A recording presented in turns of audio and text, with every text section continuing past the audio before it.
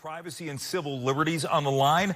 Let's talk about it with Ashkhen Kazaryan. She's the director of civil liberties at TechFreedom, live and up late with me on the Final Five. Ash, it's good to see you again. Thank you for having me. What are some of the concerns that people are having right now as we try to really eradicate this scourge that's plaguing our society right now? So right now, we don't even know what exactly government is doing in their plan to reopen America, in the sense that we don't know what kind of data they're going to be collecting, what kind of infrastructure they're going to be putting in. There was a report that Jared Kushner's team is looking at creating a national surveillance infrastructure, and that is extremely concerning.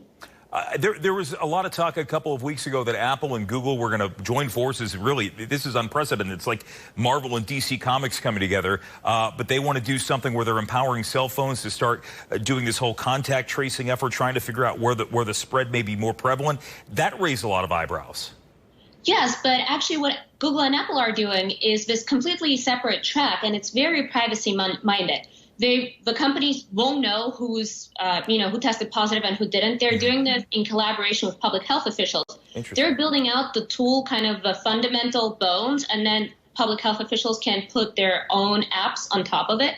And it's going to be all encrypted. It's not going to collect your geolocation data, and it's not going to tell you who exactly you came in contact with who tested positive. You're just going to be alerted. It's also opt-in. So it's actually the polar opposite of God knows what government right now is trying to create.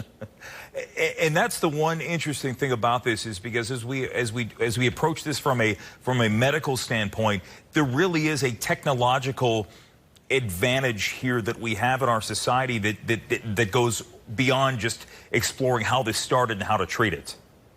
Absolutely. I mean, as we grapple with the question of when and how to reopen America, individual contact tracing is going to be one of the cornerstones on how to do it.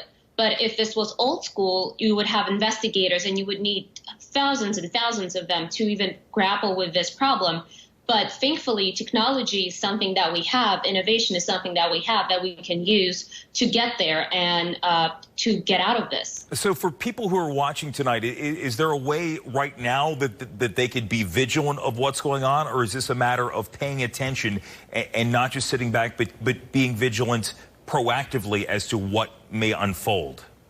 Please be vigilant. Please talk to your representative and ask them to make sure that government doesn't create a national surveillance infrastructure under our nose. We have to ask for transparency. That's number one. We're not at war with a country. You know, this is not post 9/11. Right. We can know what exactly they're building. There has to be a sunset on what exactly they're going to create, whatever that is, right? There has to be an end to this authority. There has to be a firewall between public health officials and the data that have, and FBI and CIA and NSA. All these things that we can very, reasonably ask for, and transparency is number one, and then we go from there. Yeah. Well, it's all about being informed and paying attention to what's going on, and that's why we love having people like you, Ash, come on the show and tell us what's going on. It's good to see you again, Ashkhen Kazaryan, and I'd love to have you back whenever this all breaks, please.